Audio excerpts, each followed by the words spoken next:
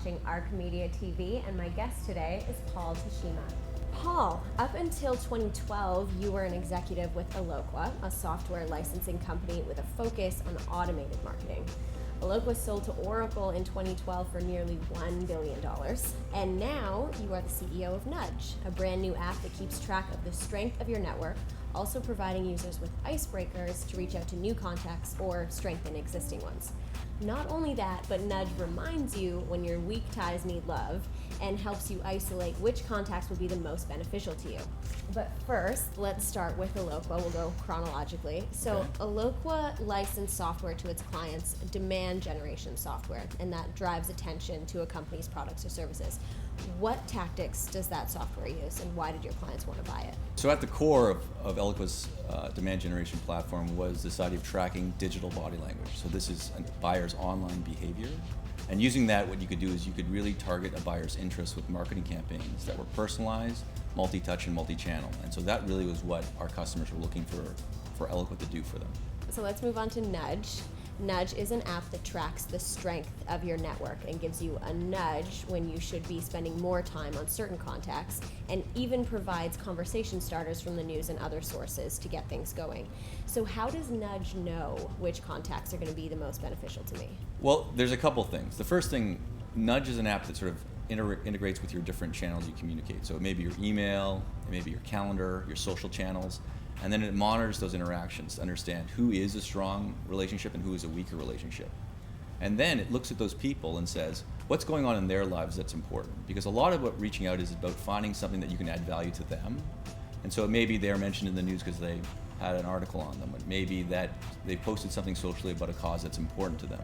Maybe they just got a promotion at work. And so those moments Nudge tracks and then lets you know, so that you can then reach out and engage that person when it's good for them, when something's happening in their life. Okay, so as a user, you have an equal responsibility to keep Nudge updated on what you've been doing. As a user, you have it tracks all the things automatically, so you don't actually have to give Nudge information about yourself, but you do need to take the next step and be authentic in that reach out. So we don't automate any of the actual engagement, we just give you the ideas and reasons. And so one thing we really want to hold true to, which is different than Eloqua, is we don't want to automate that piece. We feel that relationship building has to come from an authentic place, and it has to be done on sort of shared interests and passions between two people. Okay, so that's a great lead into the next question, because Eloqua was all about automated marketing, and Nudge is all about building trust through personal connections. So this seems to be a shift in your own thinking. What inspired that transition? I think it's a shift, but I think it's very much aligned with the evolution of marketing and sales, right?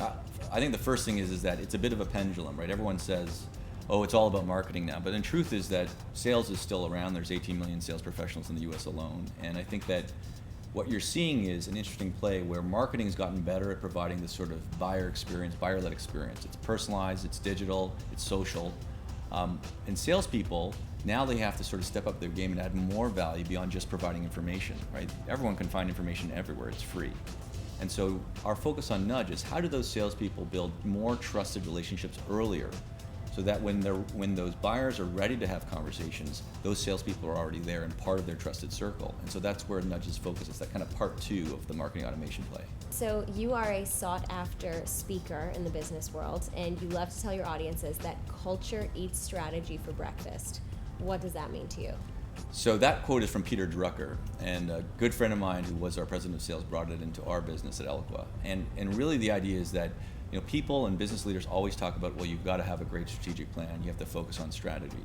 But the truth is that you could have the best strategy in the world, but if your culture doesn't support it, you actually don't execute that strategy at all. And so culture is a shared group of values amongst a group of people. And the way we found that actually gets sort of learned and taught is through storytelling. And so there was a huge focus for us at Eloqua on storytelling about customer success, which is what eventually led us to that focus on that culture in the business. Okay. Also. Okay. Well, thank you so much. This is all very fascinating. And thank you to Williams Landing for letting us use your beautiful space. I'm Bryn McCauley, and you're watching ARC Media TV.